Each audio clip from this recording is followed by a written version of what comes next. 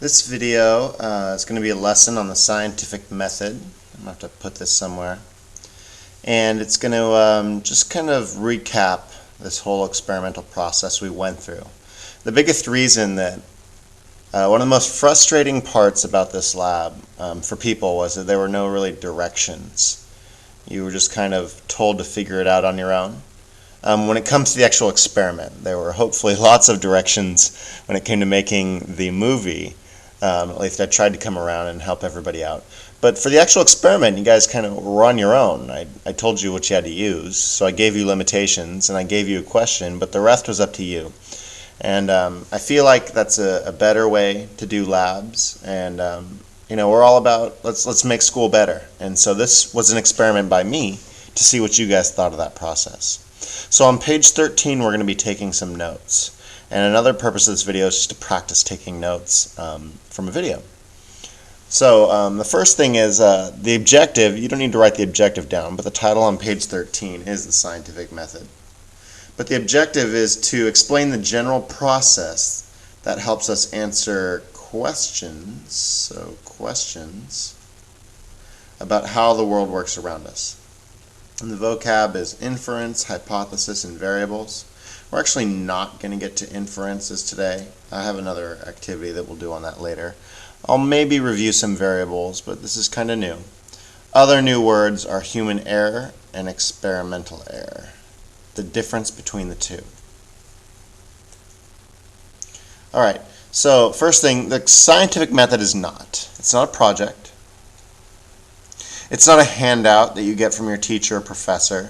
Scientific method isn't like, here's a lab, here's all the directions, just copy everything down and tell me what the results are.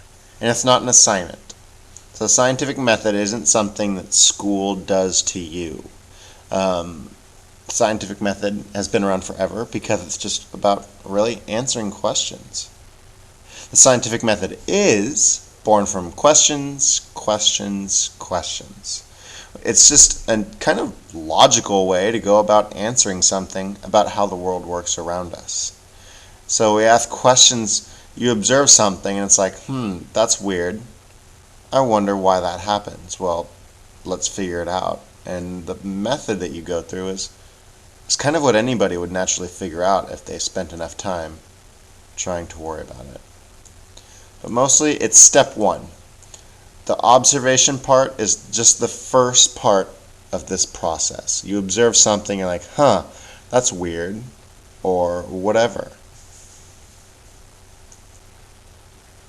So let's look at an example. Charles Darwin.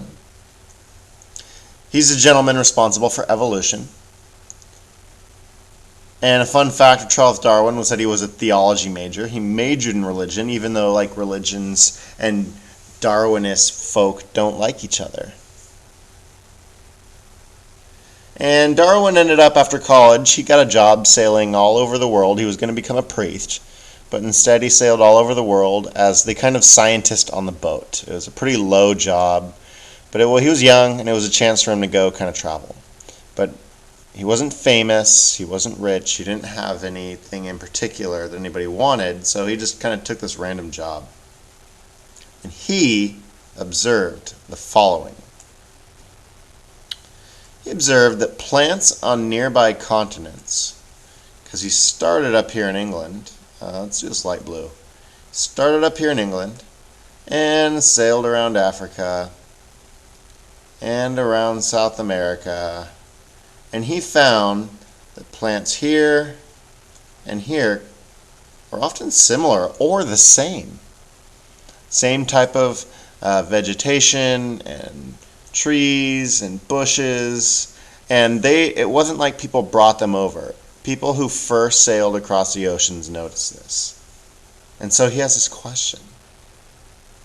How did seeds travel such a long distance if they were there before people did the traveling themselves?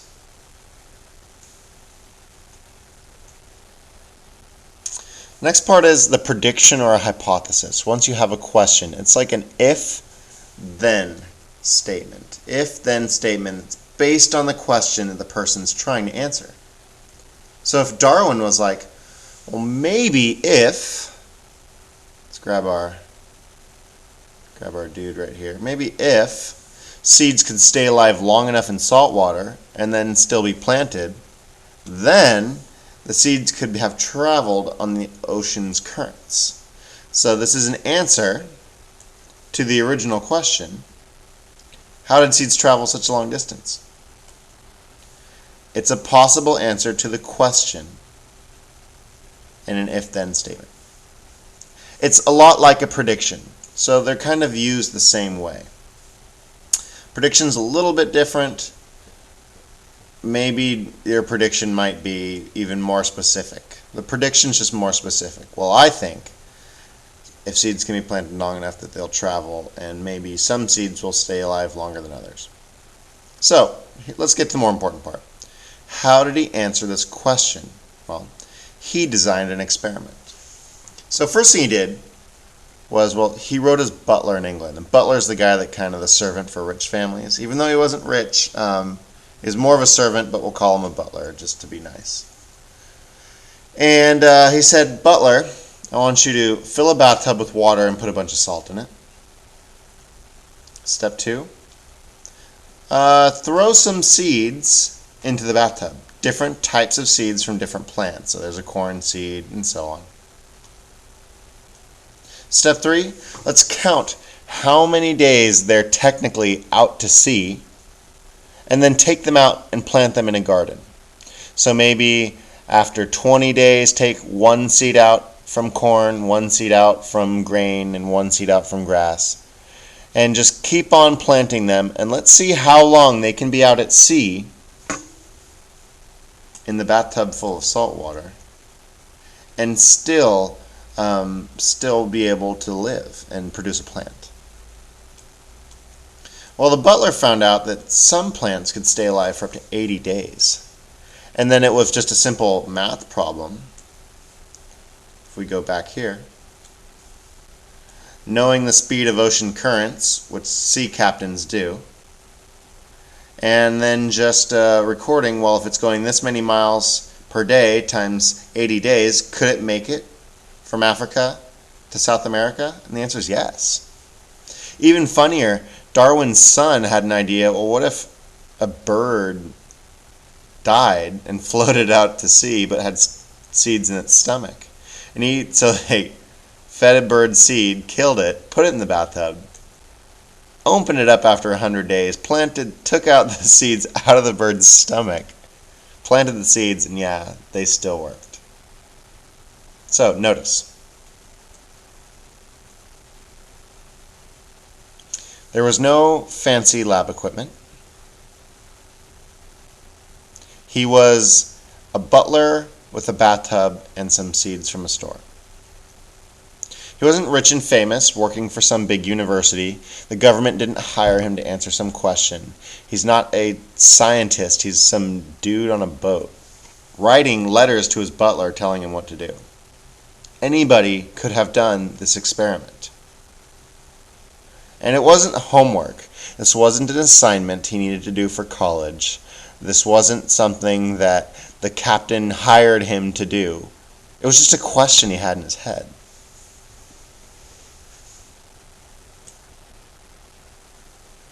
So, let's stop and think.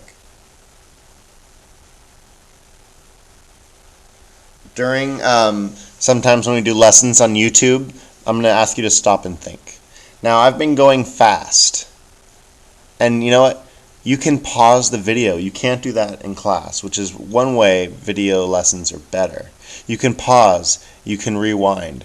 So if you miss something and you need to take notes on the definition of a hypothesis, the steps of the scientific method, go back and write them down. But right now I want you to stop and think. And when this slide comes up on something you're watching online, please follow it.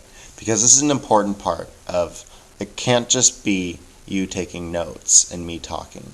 There needs to be some thinking so you have something to ask me online if you're not sure.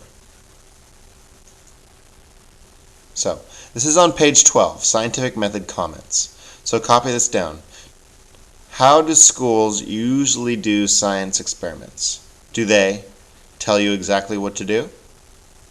Or let you come up with your own questions, design your own process, and come up with your own solutions? And finally, which one is better at helping students learn? That's very important. It's not which one is easier, and it might not be which one you like more, but which one is better helping you learn, and why do you feel this way? So copy the slide down and then answer the questions below. Pause the video. There's only a little bit more. Okay, if you're